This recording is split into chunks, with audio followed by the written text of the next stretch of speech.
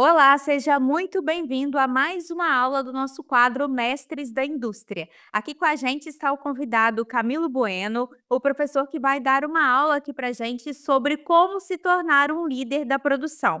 Professor Camilo, seja muito bem-vindo. Bom dia ou boa tarde para você, Rafaela, né? Para vocês que estão nos ouvindo, seja de dia, de tarde ou de noite, isso é um prazer estar com vocês. Foi um prazer ter recebido esse convite da Rafaela. E eu faço, só fazendo um apêndice, né? Eu conheci a Nomus há alguns anos atrás, há cerca de 5 anos atrás, quando eu fiz um convite a Nomus para fazer uma palestra na escola que eu trabalho, uma das escolas que eu trabalho, né. Então agora eu também fiquei muito surpreso e até mesmo agradecido, né, de saber que a gente, fica feliz em saber que deixa uma a Nomus deixou uma mensagem para os meus alunos anteriormente, e agora eu posso também fazer a reciprocidade dessa mensagem para vocês.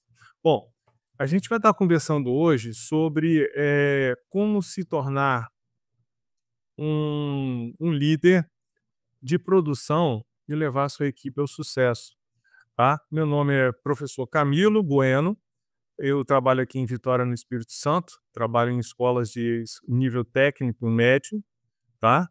São escolas do estado do governo do estado do Espírito Santo aqui, né?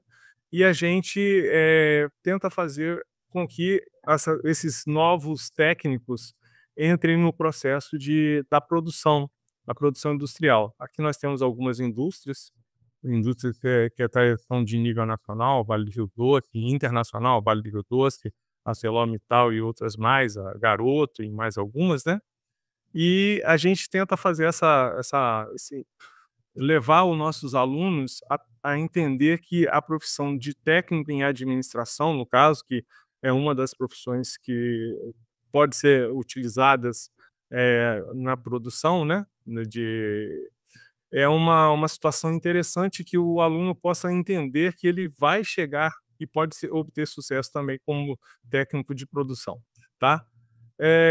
A ideia nossa nesse bate-papo que a gente vai ter com vocês é fazer com que a gente possa explorar como se tornar um líder produtivo e eficaz, e superar os desafios, né, dessa função, né. Então, a gente pensou bastante, a gente conversou um pouquinho com a Rafaela anteriormente, e, eu lendo um dos artigos da Nomus, eu percebi que a gente poderia fazer esse bate-papo a partir desse artigo e transformar esse bate-papo nosso numa coisa prazerosa e, ao mesmo tempo, eh, tentar passar o máximo de informações para vocês relativos a esse grupo de pessoas que trabalham com liderança. Quando eu penso em liderança, eu sempre vou lembrar dos 4 pilares da administração, né, e a gente não pode deixar nunca de falar sobre eles, né, que seria planejar, organizar, dirigir e controlar. Meus alunos, eles falam até que eu sou um monge quanto a isso, porque eu falo sempre com isso, sempre em todas as aulas eu coloco, em todas as minhas aulas eu puxo a atenção para eles, para esses 4 pilares. E não é diferente para você ser um líder de produção.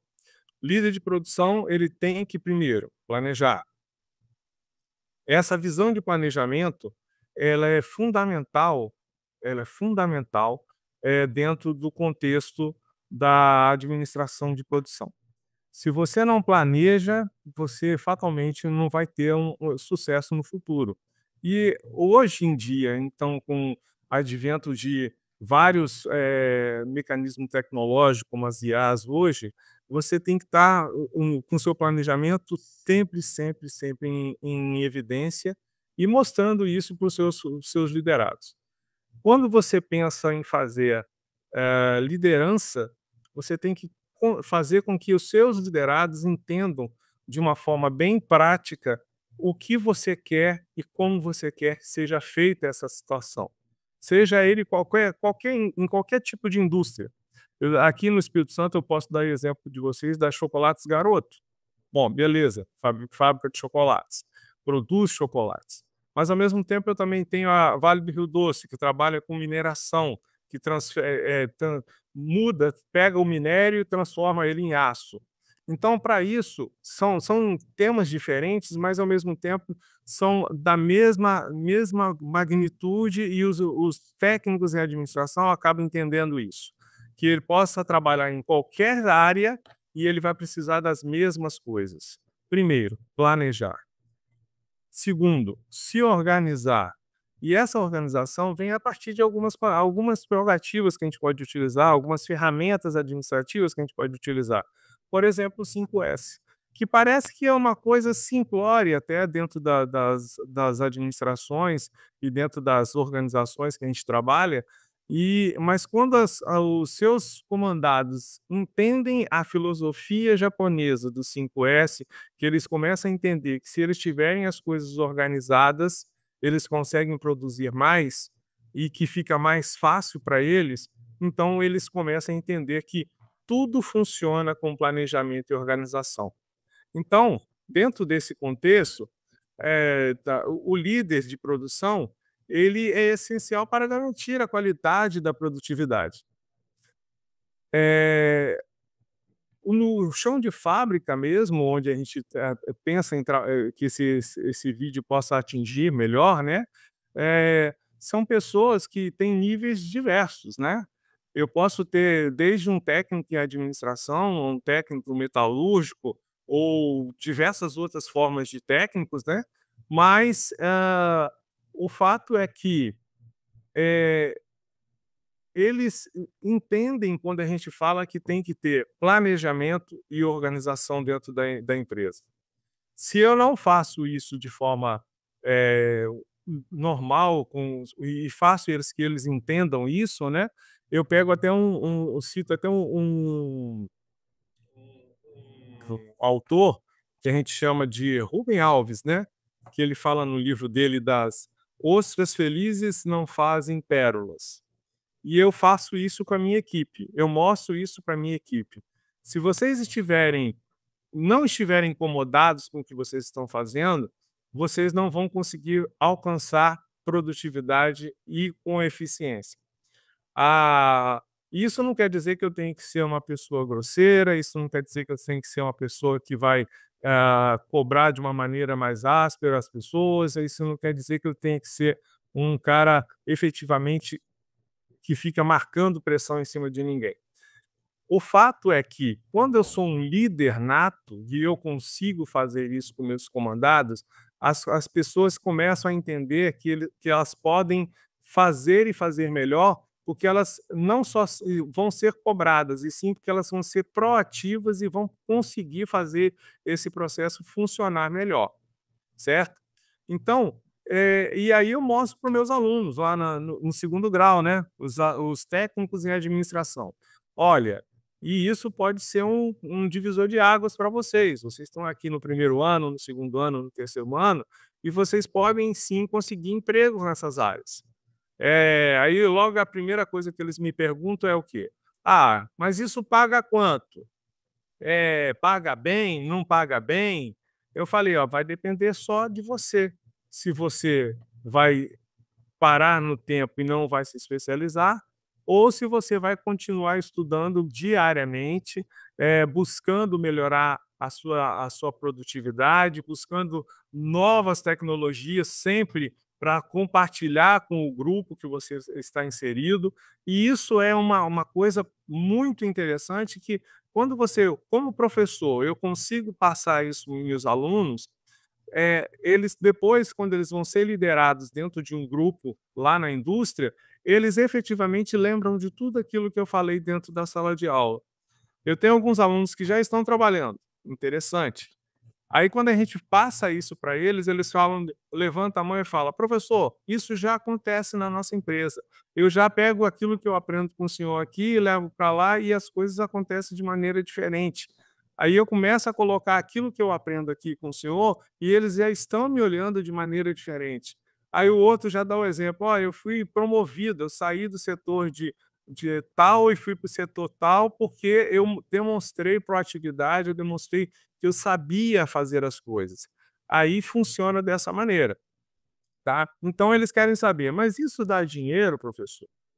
Se eu chegar nessa situação, eu posso ser realmente líder de grupo, eu posso ser líder de produção? Eu falo que pode.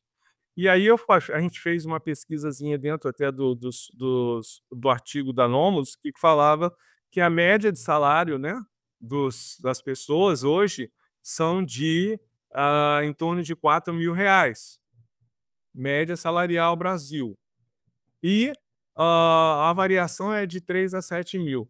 Aqui no Espírito Santo, nessas empresas que eu citei anteriormente, como Vale e Garoto, já ouvi falar que chega até R$ 10.000, sendo que ainda tem mais aquele monte de agregados que as pessoas não levam em consideração no salário, né, que são os planos de saúde, os planos odontológicos, e mais outras, os cartões de alimentação e etc, né. Então, quando você pensa nisso dessa maneira, eh, o líder começa a perceber que não é só dinheiro também, e que ele começa a gostar da coisa que ele faz. Ele gosta de comandar as pessoas. Ele gosta de inserir mais novas metodologias para as pessoas.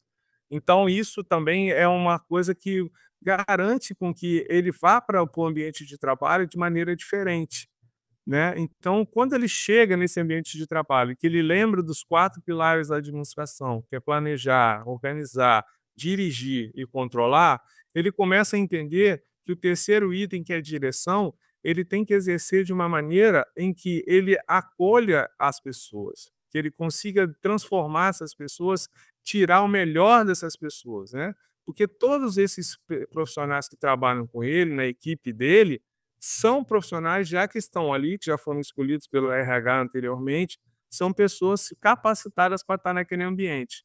Mas muitas vezes as pessoas acabam não fazendo o melhor que elas têm, justamente porque elas não têm um líder que as emociona em relação a isso, que tira o melhor delas quanto a isso.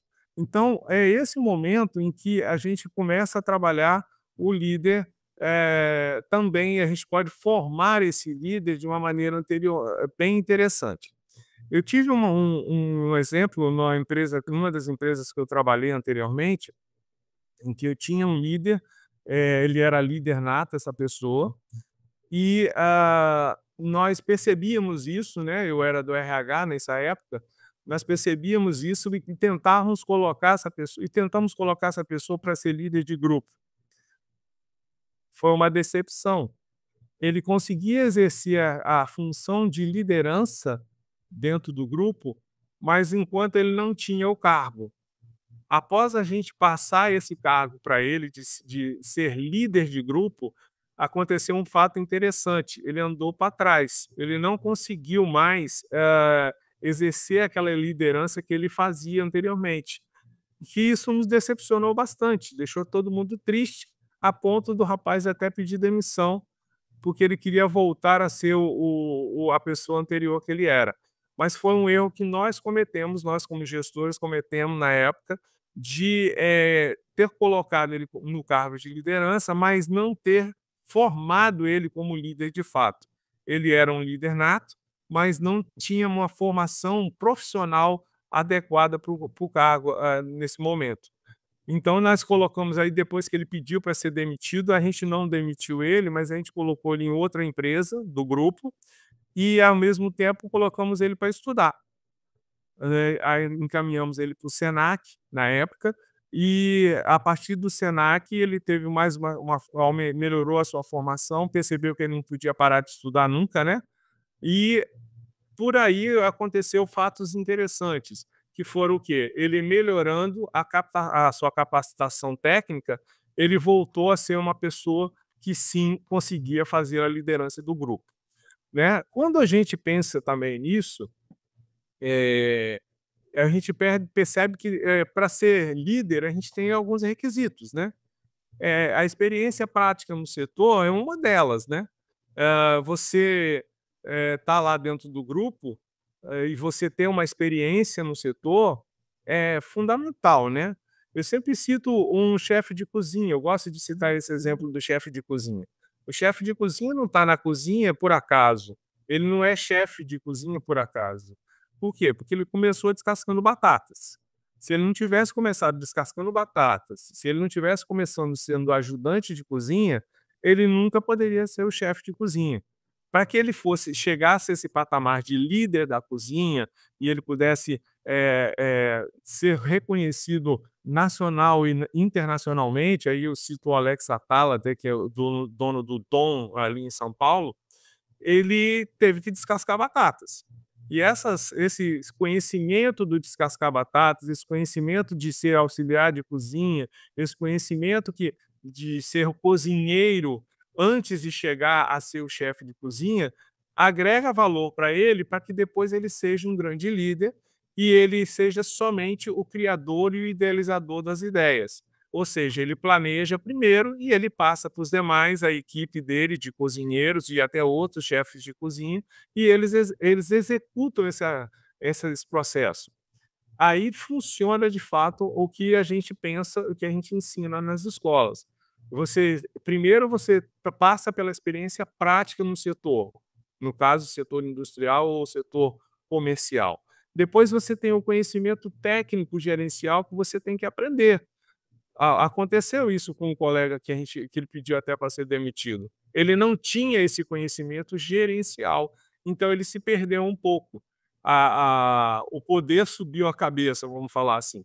Então você tem que ter habilidades de liderança. Quais são essas habilidades de liderança que você tem que conquistar ou você tem que aprender a fazer? Comunicação, essa é fundamental.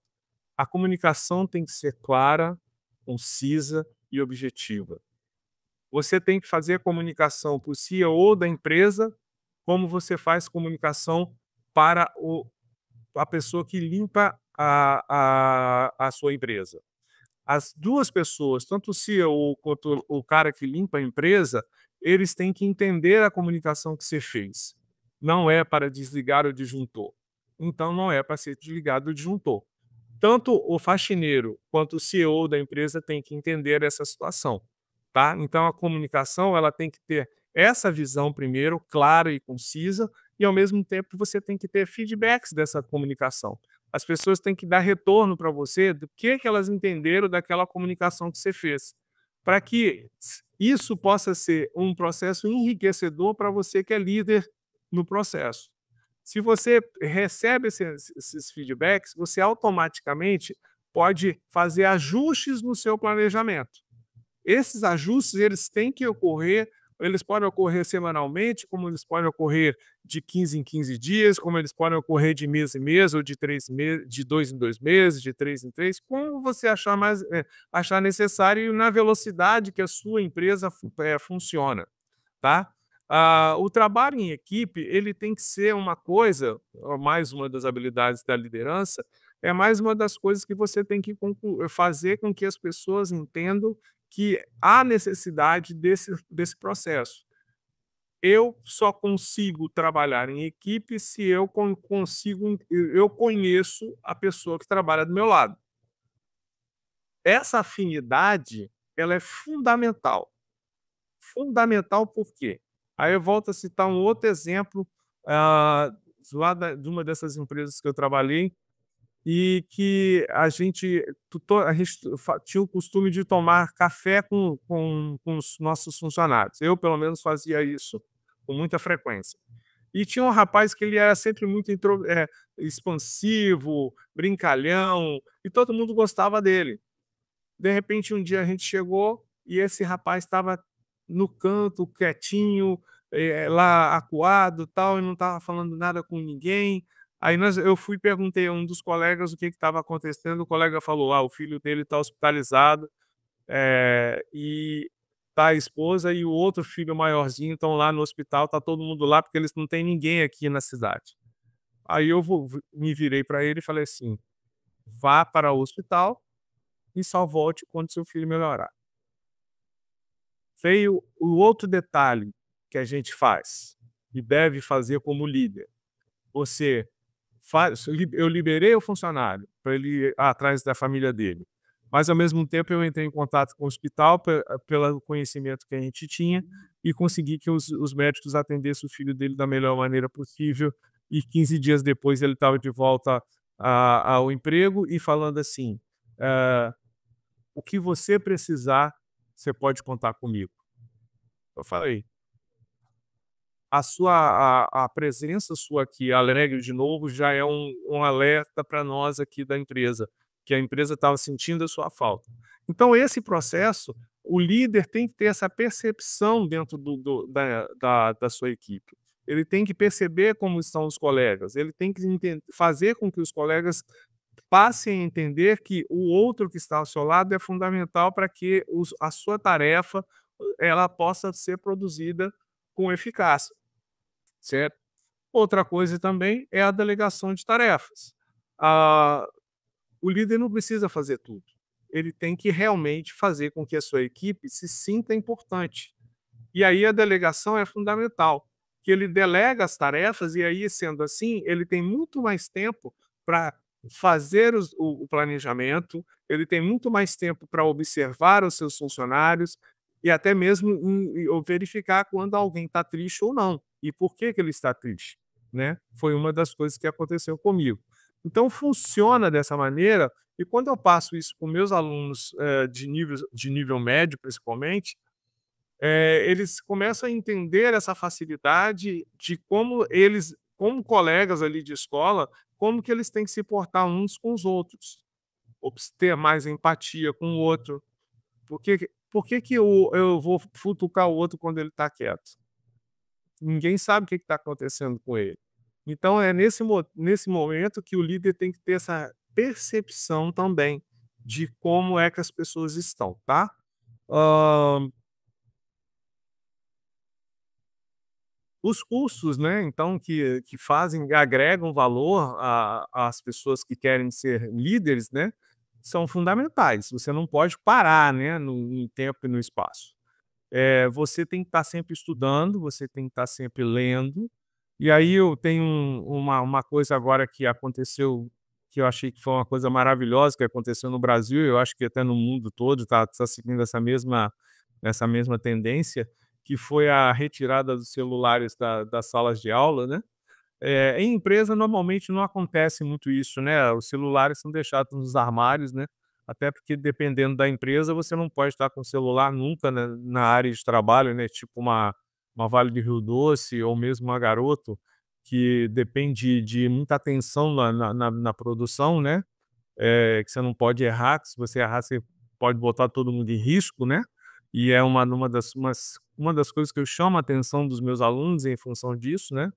Eh, Aqui a gente na escola não se coloca ninguém em risco teoricamente, né, ou com celulares, mas você só se prejudica, não prejudica o outro, mas você acaba tirando a atenção do outro, né. E aí, esse processo da lei agora que proibiu o uso de celulares nas escolas, nós vamos retomar um processo antigo, né, que é o aluno ter que ler, e ler livros que estavam meio esquecidos na prateleira, como essa que está ao meu fundo, né, mas que não podem ficar esquecidos. Livros foram feitos para serem lidos, né, e a gente absorver as as mensagens que eles nos passam, né. É como esse livro do Rubem Alves que fala, "Uma ostra feliz não faz pérola". É lógico, se ela não está incomodada com nada, né, ela só vai fazer desenvolver a pérola quando o grãozinho de areia entrar dentro da sua concha, e ela começar a se incomodar, e aí por esse incômodo acontecer, ela faz um produto maravilhoso, que é a pérola. Também pode ser transportado essa visão do Rubem Alves para dentro das nossas empresas, né, que eh, tem essa se a gente consegue transmitir essa visão para os nossos funcionários, para que eles possam entender que eles podem ser esse grãozinho de areia que vai transformar o seu produto final, a sua atividade que ele exerce dentro da empresa, em uma pérola, ou seja, em um produto de muita qualidade, busca da qualidade sempre, né. O workflow, né, a gente sempre que buscando, buscando, buscando e capturando as coisas dentro para que sempre haja essa busca eterna da qualidade, né, e sempre buscando um produto melhor. e, ao mesmo tempo, tendo ideias, né, porque se você não para no tempo e no espaço, você vai fazer parte daquele grupo seleto que fica pensando em ideias novas para facilitar a sua vida dentro da empresa e, ao mesmo tempo, para criar ferramentas novas ou físicas ou virtuais que venham facilitar e aumentar a produtividade da empresa, tá? Hã, os principais desafios, né, que a gente enxerga, dentro das empresas, né, e para os líderes hoje, seria a falta de visibilidade dos processos, que a gente consegue trazer como solução, você ter um ERP dentro da empresa, que seria uma situação eh, fantástica, porque quando você tem um ERP, você consegue enxergar, a empresa como de uma forma mais totalizada, né. Eu lembro bem do dono da Votorantim, que me fugiu o nome dele agora, Antônio Hermínio de Moraes, que eu tive um aluno que foi estagiário dele, de informática, e um dia esse aluno foi na sala do Antônio Hermínio para fazer um reparo nos computadores da sala dele, e ele falou que tinha um computador 5 telas na mesa do senhor Antônio Hermínio de Moraes, e ele controlava todas as empresas dele a partir dessas 5 telas. O que que ele tinha? Ele tinha o ERP. Ele ti o óbvio que o grupo dele fornecia essas informações para ele, e quando ele via nos gráficos lá alguma coisa que não estava de acordo com o que ele achava que era o certo, ele pegava o seu helicóptero, pousava lá no estacionamento da empresa, de uma das empresas dele, e arregaçava as mangas, afrouxava a gravata e ia conversar com o seu José, que era o faxineiro, antes de conversar com a diretoria da empresa. Normalmente ele conversava com os faxineiros, com a senhora da copa, ele sempre conversava com as pessoas que estavam em um nível mais baixo na hierarquia, porque ele sabia que o faxineiro, ele sabia de tudo que estava acontecendo dentro da empresa. E aí depois ele subia e ia estar com o CEO daquela empresa ou com os gerentes daquela empresa, já com a solução na manga já, e falando com as pessoas: "Por que que vocês não fizeram isso?", né. Ah, comunicação eficiente, já falei anteriormente, a melhor forma é sempre você, eh, buscar os keeps melhores para você ter, retornos melhores, né, feedbacks melhores, né. Você tendo feedback melhor, é sinal que a sua comunicação está sendo bem salutar, né, está sendo bem proveitosa mesmo, né. Os problemas dos indicadores, né, e você pode solucionar isso, eh, ah, de uma forma bem tranquila também, quando você, eh, consegue enxergar a partir dos gráficos que você tem, né, e escolher as melhores formas de poder solucionar isso, né. A gestão do tempo e as prioridades, aí você volta de novo naquelas velhas ferramentas da administração, né, onde você pode falar no just in time aqui, né, com os seus líderes, os seus comandados, né, e dentro disso você tem outras ferramentas interessantes também que podem ser usadas, e normalmente as pessoas, hoje em dia, tem uma gama de informações de ferramentas, principalmente tecnológicas, que podem ajudar os líderes a chegar a essa gestão de tempo com a priori e quais seriam as prioridades, né. Então fica muito fácil. Uma delas seria, você fazer checklists, né. E fazer checklists é primordial, né.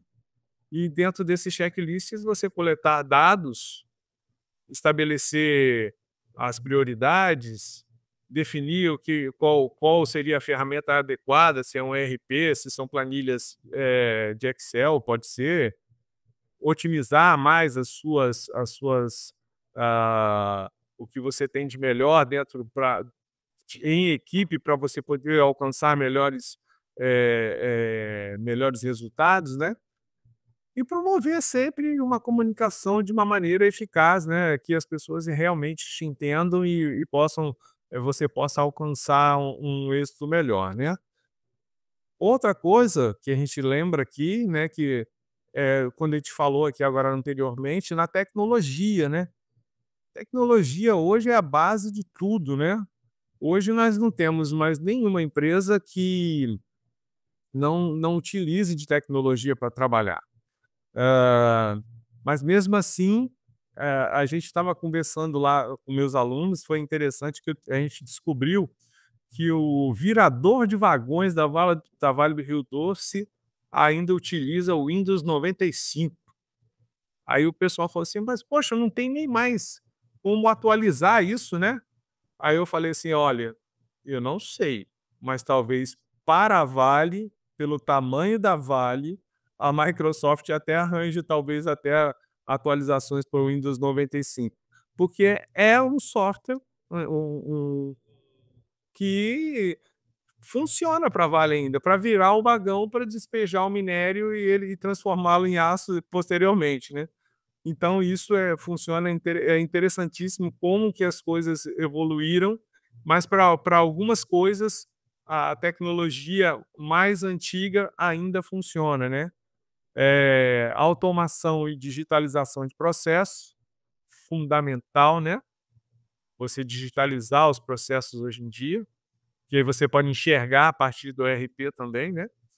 E exemplos, a gente tem o ARP do Nomos, né, na indústria, que vem se consolidando como um dos melhores do mercado hoje em dia, né. Eu venho acompanhando a Nomos há algum tempo, e eu vejo que eles colocaram esse produto em diversas áreas, e foi bastante interessante um dia que eu vi eles fazendo numa padaria, eu acho que era, ou confeitaria Colombo lá no Rio de Janeiro, eu não conheço bem o Rio de Janeiro, tá gente, me perdoe, eu só conheço por cima. Então, essa Colombo parece que é uma das mais antigas do Brasil e uma das mais sofisticadas do Brasil. E Professor, fazendo um adendo, é sim, a confeitaria Colombo é a cliente da Nomus e utiliza o nosso RP para poder gerenciar a produção. Eles têm uma confeitaria centenária na cidade, é até cartão postal, e a gente é bem orgulhoso de poder tê-los como parceiros. É isso aí. Então eu tô numa dívida, então, com a confeitaria Colombo, que quando eu estiver no Rio de Janeiro, eu tenho que passar lá para lanchar e levar a esposa para tomar um café. Me perdoe o pessoal da Colombo, mas eu não conheço ainda vocês, tá. Mas de qualquer maneira, a Nomos está presente lá na parte de produção, e eu conhecia a Colombo, na realidade, mas pela Nomos, interessante foi isso, né. Porque eu já tinha ouvido falar anteriormente, acho que eu vi numa novela, se eu não me engano, da Globo, muito antiga, e agora mais recentemente com a Nomos sendo a parceira da Colombo lá com o seu ERP, na produção deles, tá. E para concluir o nosso bate-papo de hoje, eu diria que eu até deixei essa imagem aqui, né, que foi de uma maneira, assim, que eu pensei o seguinte: quando você é líder, você tem que ter as pessoas que estão ao seu redor dessa maneira aqui, eh, estarem sempre felizes de estarem trabalhando juntas, e uma completando a outra, né.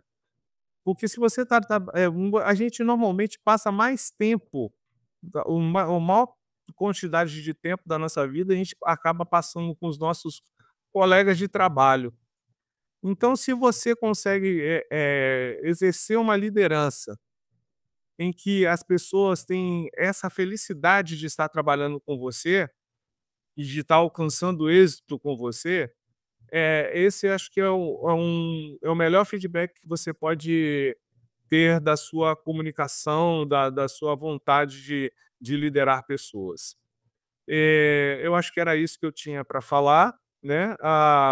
O último slide que eu tenho aqui é justamente das referências que eu tive aqui, que foi um artigo da Nomus, que foi, interessante, que eu sempre estou lendo os artigos da Nomus e acabo aproveitando nas minhas aulas também. E, foi um prazer, né, estar aqui com vocês nessa tarde de sexta-feira, e eu acho que eu posso ter agregado alguma coisa para vocês e, se possível, depois o meus e-mails, meu WhatsApp também vai ser passado aí, e aí vocês podem, se quiser tirar alguma dúvida, pode entrar em contato com a gente, eu estou à disposição. Professor, muito obrigada por compartilhar aí com a gente um pouquinho da sua experiência e também a sua visão a respeito, desse material produzido pela Nomus, sobre como se tornar um líder na produção.